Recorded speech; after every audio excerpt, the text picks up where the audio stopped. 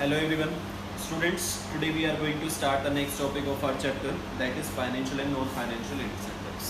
Students, these incentives help a manager to motivate his or her employee so that they can get the work done from the employees in the desired manner to achieve the organizational objectives. These incentives are used to motivate a person, मतलब एक तरीके से उसको प्रलोभन देना, लालच देना, ठीक है। ये इंसेंटिव्स हेल्प करते हैं किसी भी एम्प्लॉय की सर्टेन नीड्स को सेटिस्फाई करने में, ठीक है। और हमने पढ़ा है मैस्लोज नीड में कि जो भी अनसेटिस्फाइड नीड होती है वही किसी पर्सन को मोटिवेट कर पाती है।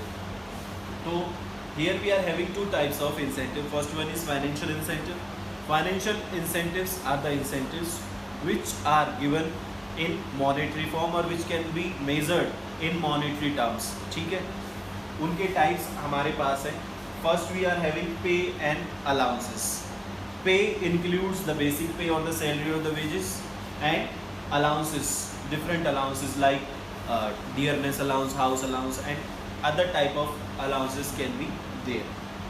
बेसिक पे जो होती है वो मॉनेटरी टर्म्स में दी जाती है, that's why it is financial incentive. क्योंकि हम किसी से काम करवाएंगे तो हम उससे बोलेंगे ना कि इतना पैसा हम आपको देंगे, इतनी salary we will offer to you, तो that will be your financial incentive. Next we are having bonus. Bonus is the financial incentive. Bonus means the amount which is given over and above the salary. Salary से ऊपर जो भी amount दिया जाता है employ को as a pay, that is known as bonus. Next we are having perquisites and fringe benefits. Perquisites and fringe benefits are the extra benefits which are generally provided or offered to the employees by the organization.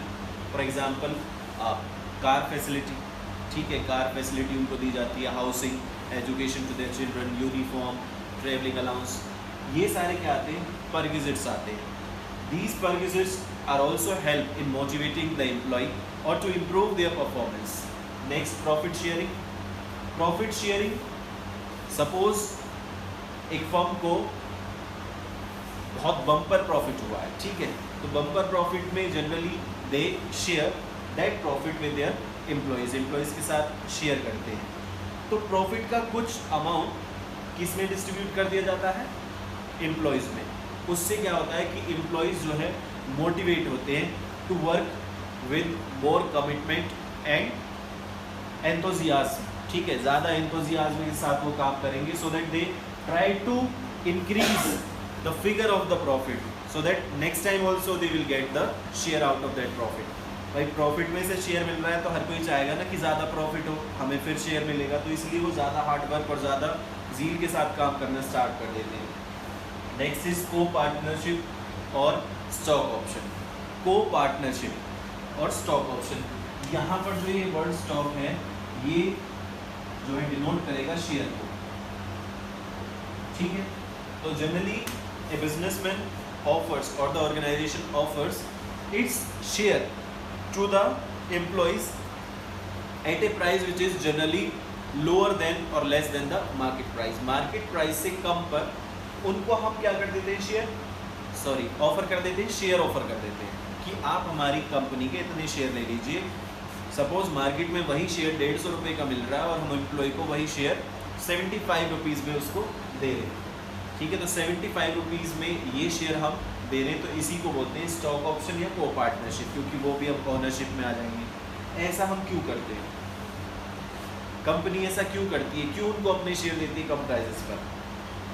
Company generally offer these shares at lower prices than market price to bring the feeling of belongingness among the employees so that they contribute towards the achievement of organizational goal। ज़्यादा contribute हो गए पहले से करें, ज़्यादा enthusiasm, ज़्यादा zeal, ज़्यादा commitment के साथ वो काम करने लग जाए, क्योंकि commitment के साथ वो काम करेंगे तो क्या होगा? प्रॉफिट मैक्सिमाइज होगा। प्रॉफिट मैक्सिमाइज होगा तो उन्होंने जो शेयर लिए हुए हैं, प्रॉफिट का एक पार्ट जिसको हम डिविडेंड बोलते हैं वो शेयर पर मिलेगा। तो मेरे पास शेयर होंगे, कंपनी में प्रॉफिट हो रहा है तो मेरे शेयर पर मुझे क्या मिलेगा? डिविडेंड। तो एम्प्लॉयज़ की वजह से ही तो प्रॉफिट होता है, एम्प्लॉयज़ के हार्डवर्क की वजह से ही तो प्रॉफिट होता है। तो एम्प्लॉयज़ ज़्यादा काम करना शुरू कर देंगे, ज़्यादा हार्डवर्क करना शुरू कर देंगे, ताकि उन्हें लगे कि हमारे ज़्यादा काम करने से प्रॉफिट ज़्यादा होगा, तो प्रॉफिट में से हमें ज़्यादा डिविडेंड मिलेगा, इसीलिए शेयर दिए जाते हैं।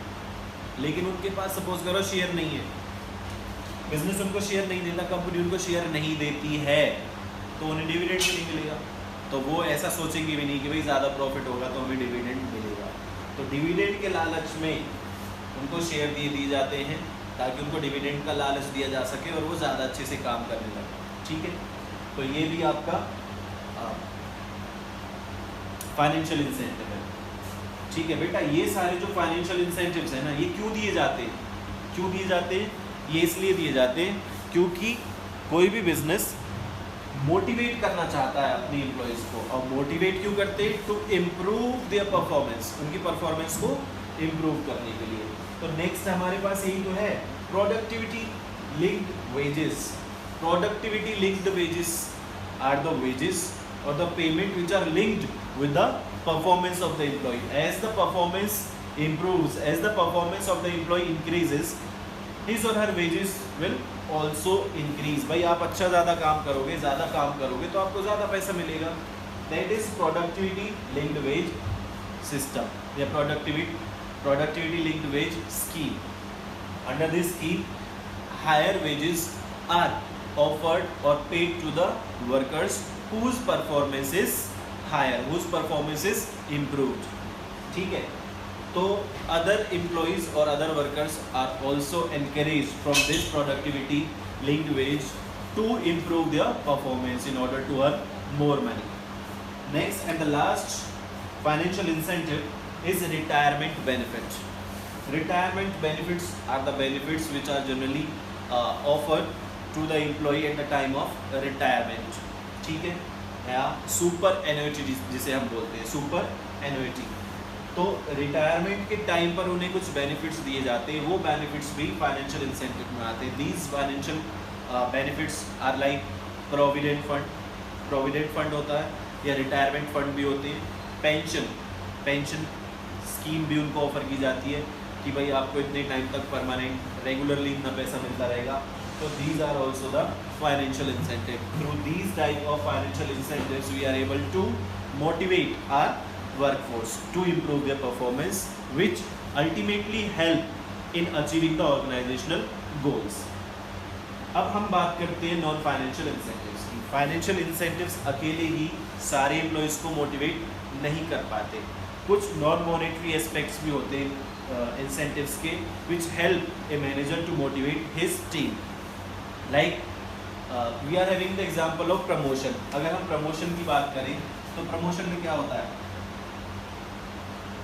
प्रमोशन में 4-5 चीज़ें इंक्रीज होती हैं, लाइक पे भी बढ़ेगी, रिस्पॉन्सिबिलिटी के साथ स्टेटस या रिकॉग्निशन जिसे हम कहते हैं, अटेंशन, रिस्पेक्ट, ये सारी चीज़ें मिलती हैं, और सबसे मेन अथॉरिटी। अब जो ये प्रमोशन है, अगर हम इसके मॉनेटरी एस्पेक्ट की बात करें तो हमारे पास आता है पे। ठीक है, पे तो ऑलरेडी यहाँ पे कवर हो चुका है।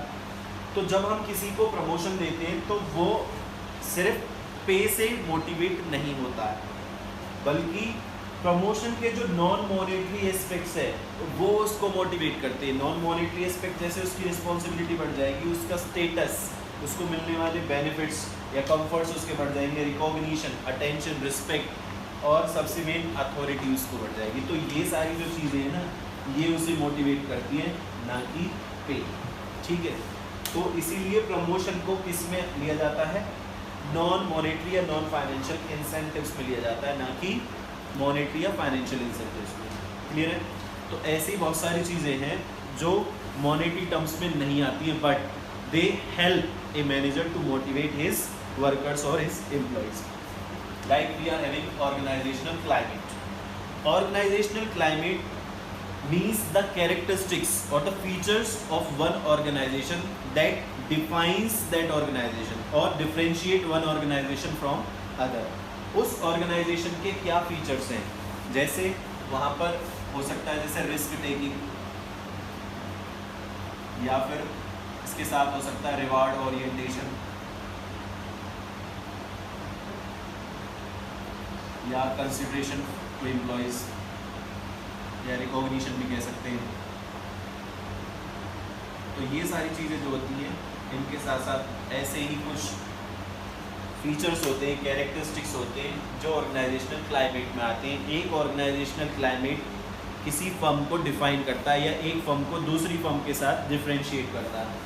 तो ये भी हम किस ऑर्गेनाइजेशन में काम करना पसंद करेंगे, जिसका ऑर्गेनाइजेशनल क्लाइमेट फेवरेबल हो, ठीक है, जहाँ पर एम्प्लॉयज़ को ड्यू रिकॉग्निशन दी जाती हो, रिवार्ड ओरिएंटेशन अच्छा हो, जहाँ पर मतलब हार्मोनियस रिलेशनशिप में सारे लोग काम करते हो।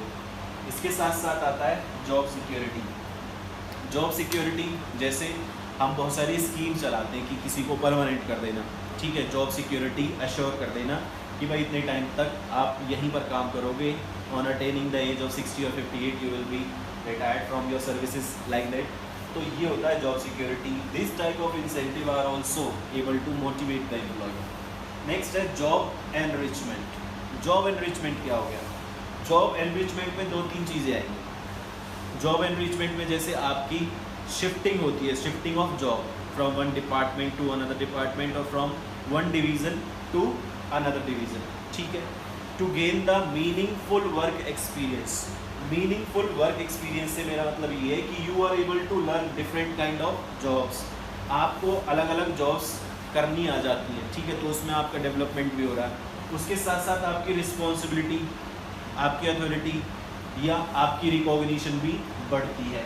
तो जॉब एनरिचमेंट यही होता है कि आप डिफरेंट काइंड ऑफ जॉब्स जो है वो सीख जाते हो and you are able to gain a meaningful work experience. Meaningful work experience एक ऐसी चीज़ है जो कई लोगों को मोटिवेट करती है, ठीक है। Next, employees recognition program. Employees recognition program means you appreciate the work of any employee whose performance is improved as compared to the previous one। उसकी परफॉर्मेंस इंप्रूव हो या उसने कोई अच्छा काम किया तो you generally appreciate his work, तो वो भी क्या है, उसे मोटिवेट करता है। और ये अप्रिशिएशन जनरली सबके सामने किया जाता है, ठीक है। अगर किसी की तारीफ़ करनी है तो सबके सामने की जाती है, और उसकी कोई कंप्लेंट है या उसकी कोई डांट लगानी है, पनिशमेंट देनी है, तो वो अकेले में बुला कर देनी चाहिए। तो ये इसमें आएगा एम्प्लॉयज़ रिकॉग्निशन प्रोग्राम। तो इसमें बहुत सारे एग्जाम्पल हैं, जैसे एम्प्लॉयज़ ऑफ द वीक या एम्प्लॉयज़ ऑफ द मंथ या best employees of the year, इन सब के अवार्ड या सर्टिफिकेट इनको इशू करना, या कोई मोमेंटम या कोई ऐसे ही कॉम्प्लीमेंट्स देना। तो ये किस में आएगा? एम्प्लॉयज़ रिकॉग्निशन प्रोग्राम में। एम्प्लॉयज़ रिकॉग्निशन प्रोग्राम भी एक इंसेंटिव का काम करेगा। नेक्स्ट है कैरियर एडवांसमेंट। जैसे मैंने अभी प्रमोशन का बताया है इसमें, तो ये कैरियर एडवांसमेंट जो है वो परफॉर्मेंस के बेसिस पर भी हो सकता है और सीनियरिटी के बेसिस पर भी हो सकता है। सीनियरिटी मतलब जो सबसे सीनियर होगा उसको प्रमोट करना, और परफॉर्मेंस के बेसिस पर अगर बात करें तो जिसकी परफॉर्मेंस अच्छी होगी उसको प्रमोशन मिलेगा। तो इस प्रमोशन में जनरली पे भी आता है, बट मैंने जैसे आपको बताया पे से वो सेटिस्फाई नहीं होता या मोटिवेट नहीं होता, बल्कि जो प्रमोशन के नॉन मॉनेटरी या नॉन फाइनेंशियल एस्पेक्ट्स हैं वो उनसे सेटिस्फाई होता है। तो ऐसी स्कीम भी हमें जो है फॉलो करनी चाहिए to motivate our employee. But इसका एक ड्रॉबैक ये है कि अगर आप टाइम बाउंड प्रमोशन की श्योरिटी देते हो अपने एम्प्लॉयज़ को, तो उनकी परफॉर्मेंस डाउन हो जाती है, दे बिकम लेजी, आलसी हो जाते हैं, क्योंकि उन्हें पता है कि इतने टाइम बाद तो हमारा प्रमोशन हो ही जाना है, तो परफॉर्मेंस अच्छी देकर क्या करना है।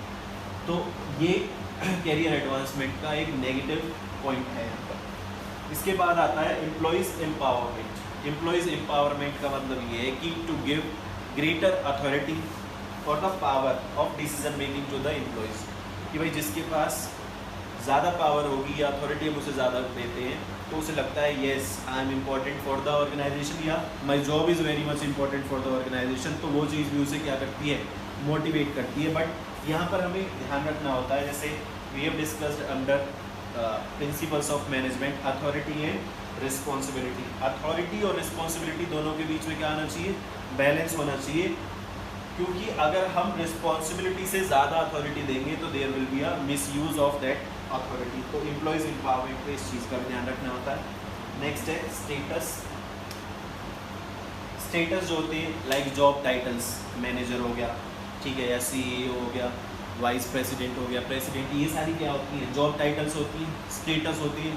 ये स्टेटस भी हमारे एम्प्लॉयज़ को मोटिवेट करने का काम करते हैं। Next and the last is employees participation.